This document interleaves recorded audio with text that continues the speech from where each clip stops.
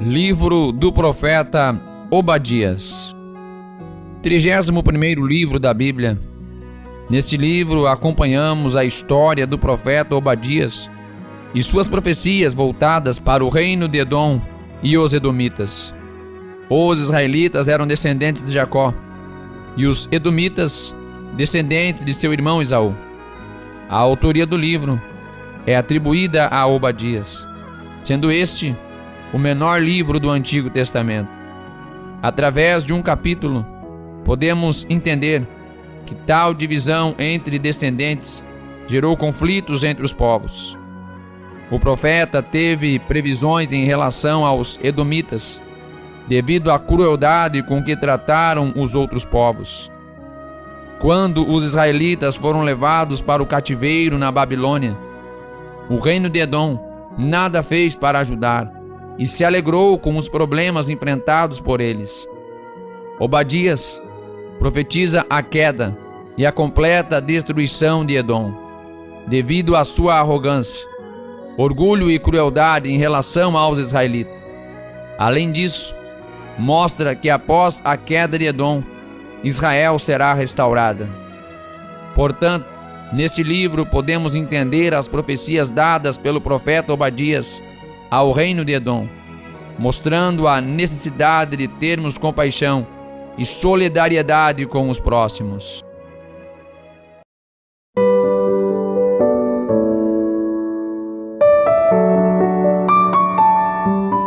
Obadias. Visão de Obadias. Assim diz o Senhor Deus a respeito de Edom: temos ouvido a pregação do Senhor, e foi enviado aos gentios um emissário dizendo: levantai-vos e levantemo-nos contra ele para a guerra. Eis que te fiz pequeno entre os gentios. Tu és muito desprezado. A soberba do teu coração te enganou, como o que habita nas fendas das rochas, na sua alta morada, que diz no seu coração: quem me derrubará em terra? Se te elevares como águia, e puseres o teu ninho entre as estrelas, dali te derrubarei, diz o Senhor. Se viessem a ti ladrões ou assaltantes de noite, como estás destruído, não furtariam o que lhes bastasse? Se a ti viessem os vindimadores, não deixariam algumas uvas? Como foram rebuscados os bens de Esaú, como foram investigados os seus tesouros escondidos, todos os teus confederados te levaram até a fronteira. Os que gozam a tua paz te enganaram, prevaleceram contra ti. Os que comem o teu pão puseram debaixo de ti uma armadilha. Não há nele entendimento. Porventura, não acontecerá naquele dia, diz o Senhor, que farei perecer os sábios de Edom e o entendimento do monte de Esaú, e os teus poderosos, ó Temã, estarão aterrorizados, para que do monte de Esaú seja cada um exterminado pela matança. Por causa da violência feita a teu irmão Jacó, cobrir-te-á a confusão, e serás exterminado para sempre. No dia em que o confrontaste, no dia em que estranhos levaram cativo o seu exército, e os estrangeiros entravam pelas suas portas, e lançavam sortes sobre Jerusalém, tu eras também como um deles. Mas tu não devias olhar com prazer para o dia de teu irmão, no dia do seu infortúnio, nem alegrar-te sobre os filhos de Judá, no dia da sua ruína, nem alargar a sua boca no dia da angústia, nem entrar pela porta do meu povo no dia da sua calamidade. Sim, tu não devias olhar satisfeito o seu mal no dia da sua calamidade, nem lançar mão dos seus bens no dia da sua calamidade, nem parar nas encruzilhadas para exterminares os que escapassem, nem entregar os que lhe restassem no dia da angústia, porque o dia do Senhor está perto, sobre todos os gentios. Como tu fizeste, assim se fará contigo. A tua recompensa voltará sobre a tua cabeça. Porque, como vós bebestes no meu santo monte, assim beberão também de contínuo todos os gentios. Beberão e sorverão, e serão como se nunca tivessem sido. Mas no monte de Sião haverá livramento, e ele será santo, e os da casa de Jacó possuirão as suas herdades. E a casa de Jacó será fogo, e a casa de José uma chama, e a casa de Esaú palha, e se acenderão contra eles, e os consumirão, e ninguém mais restará da casa de Esaú, porque o Senhor o falou. E os do sul possuirão o monte de Esaú, e os das planícies, os filisteus, possuirão também os campos de Efraim, e os campos de Samaria, e Benjamim possuirá a Gileade.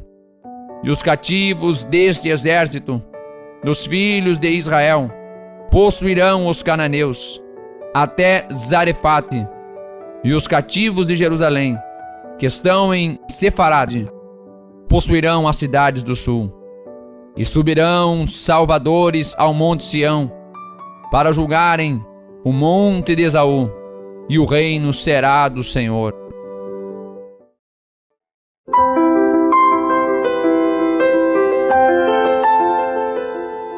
Livro do profeta Jonas.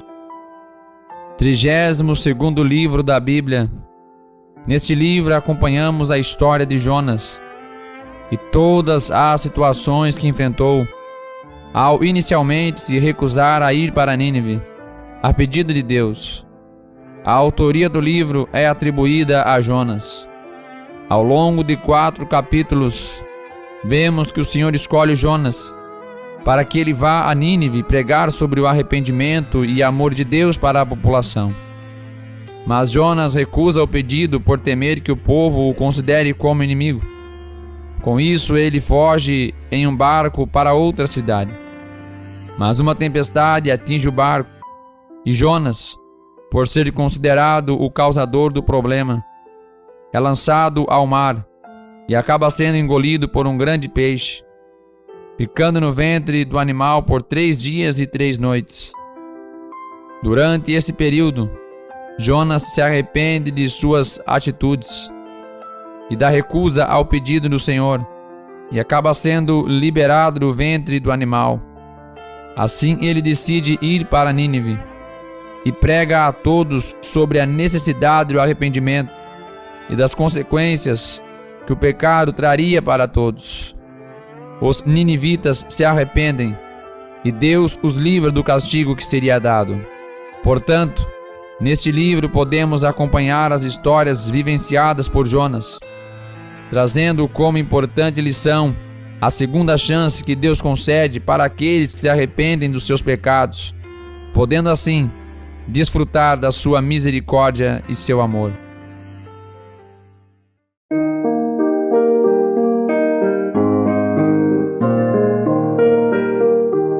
Jonas, capítulo 1. Veio a palavra do Senhor a Jonas, filho de Amitai, dizendo: Levanta-te, vai à grande cidade de Nínive e clama contra ela, porque a sua malícia subiu até a minha presença. Porém Jonas se levantou para fugir da presença do Senhor para Tarsis, e descendo a Jope, achou um navio que ia para Tarsis. Pagou, pois, a sua passagem e desceu para dentro dele, para ir com eles para Tarsis, para longe da presença do Senhor. Mas o Senhor mandou ao mar um grande vento, e fez-se no mar uma forte tempestade, e o navio estava a ponto de quebrar-se. Então temeram os marinheiros, e clamavam cada um ao seu Deus, e lançaram ao mar as cargas que estavam no navio, para o aliviarem do seu peso. Jonas, porém, desceu ao porão do navio, e tendo-se deitado, dormia um profundo sono. E o mestre do navio chegou-se a ele e disse-lhe: Que tens, dorminhoco? Levanta-te, clama ao teu Deus. Talvez assim ele se lembre de nós, para que não pereçamos. E diziam cada um ao seu companheiro: Vinde, e lancemos sortes, para que saibamos por que causa nos sobreveio este mal. E lançaram sortes, e a sorte caiu sobre Jonas. Então lhe disseram: Declara-nos tu agora, por causa de quem nos sobreveio este mal. Que ocupação é a tua? De onde vens? Qual é a tua terra? E de que povo és tu? Ele lhes disse: Eu sou hebreu, e temo ao Senhor, o Deus do céu, que fez o mar e a terra seca. Então estes homens se encheram de grande temor, e disseram-lhe: Por que fizeste tu isto? Pois sabiam os homens que fugiam da presença do Senhor, porque ele lhe tinha declarado. E disseram-lhe: Que te faremos nós, para que o mar se nos acalme? Porque o mar ia se tornando cada vez mais tempestuoso. E ele lhes disse: Levantai-me e lançai-me ao mar, e o mar vos aquietará, porque eu sei que por minha causa vos sobreveio esta grande tempestade. Entretanto, os homens remavam para fazer voltar o navio à terra, mas não podiam, porquanto o mar se ia embravecendo cada vez mais contra eles. Então clamaram ao Senhor e disseram: Ah, Senhor, nós te rogamos que não pereçamos por causa da alma deste homem, e que não ponhas sobre nós o sangue inocente, porque tu, Senhor, fizeste como te aprouve. E levantaram Jonas e o lançaram ao mar, e cessou o mar da sua fúria. Temeram, pois, estes homens ao Senhor com grande temor, e ofereceram sacrifício ao Senhor, e fizeram votos. Preparou, pois, o Senhor um grande peixe, para que tragasse a Jonas. E esteve Jonas 3 dias e 3 noites nas entranhas do peixe.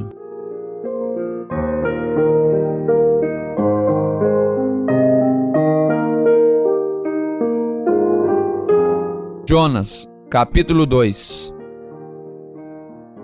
E orou Jonas ao Senhor, seu Deus, das entranhas do peixe, e disse: Na minha angústia clamei ao Senhor, e ele me respondeu. Do ventre do inferno gritei, e tu ouviste a minha voz. Porque tu me lançaste no profundo, no coração dos mares, e a corrente das águas me cercou. Todas as tuas ondas e as tuas vagas têm passado por cima de mim. E eu disse: Lançado estou de diante dos teus olhos. Todavia, tornarei a ver o teu santo templo. As águas me cercaram até a alma. O abismo me rodeou, e as algas se enrolaram na minha cabeça. Eu desci até aos fundamentos dos montes. A terra me encerrou para sempre com os seus ferrolhos.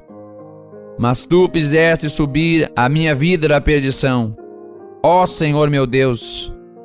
Quando desfalecia em mim a minha alma, lembrei-me do Senhor, e entrou a ti a minha oração, no teu santo templo. Os que observam as falsas vaidades deixam a sua misericórdia, mas eu te oferecerei sacrifício com voz do agradecimento. O que votei, pagarei. Do Senhor vem a salvação. Falou, pois, o Senhor ao peixe, e este vomitou Jonas na terra seca.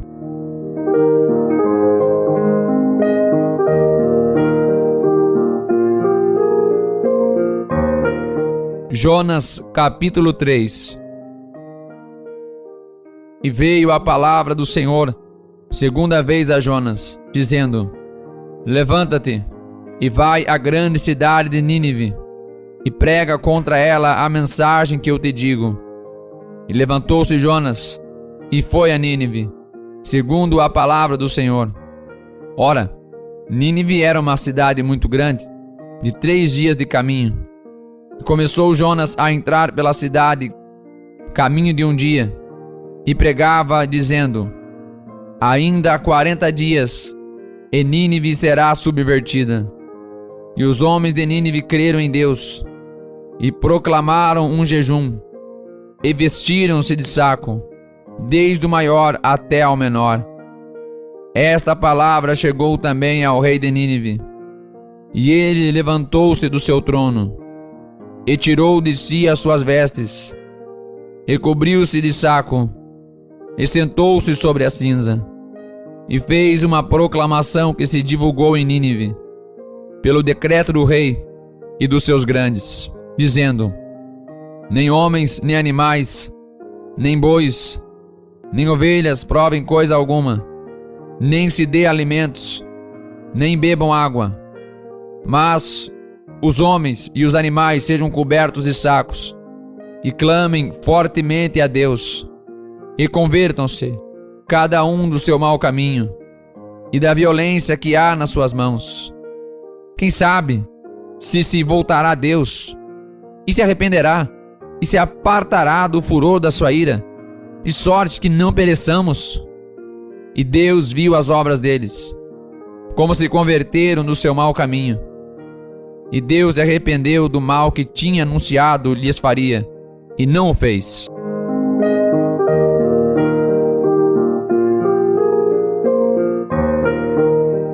Jonas, capítulo 4.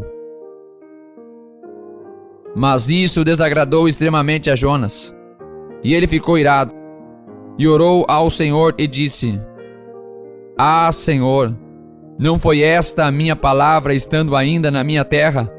Por isso é que me preveni, fugindo para Tarsis, pois sabia que és Deus compassivo e misericordioso, longânimo e grande em benignidade, e que te arrependes do mal.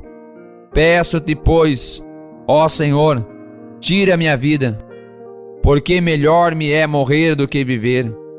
E disse o Senhor: fazes bem que assim te ires. Então Jonas saiu da cidade e sentou-se ao oriente dela, e ali fez uma cabana, e sentou-se debaixo dela, à sombra, até ver o que aconteceria à cidade. E fez o Senhor Deus nascer uma aboboreira, e ela subiu por cima de Jonas, para que fizesse sombra sobre a sua cabeça, a fim de o livrar do seu enfado. E Jonas se alegrou em extremo por causa da aboboreira. Mas Deus enviou um verme no dia seguinte ao subir da alva, o qual feriu a aboboreira, e esta se secou. E aconteceu que, aparecendo o sol, Deus mandou um vento calmoso oriental, e o sol feriu a cabeça de Jonas, e ele desmaiou, e desejou com toda a sua alma morrer, dizendo: melhor me é morrer do que viver. Então disse Deus a Jonas: fazes bem que assim te ires por causa da aboboreira? E ele disse: faço bem que me revolte até a morte. E disse o Senhor: tiveste tu compaixão da aboboreira, na qual não trabalhaste, nem fizeste crescer, que numa noite nasceu, e numa noite pereceu. E não hei de eu ter compaixão da grande cidade de Nínive, em que estão mais de 120.000 homens, que não sabem discernir entre sua mão direita e sua mão esquerda, e também muitos animais?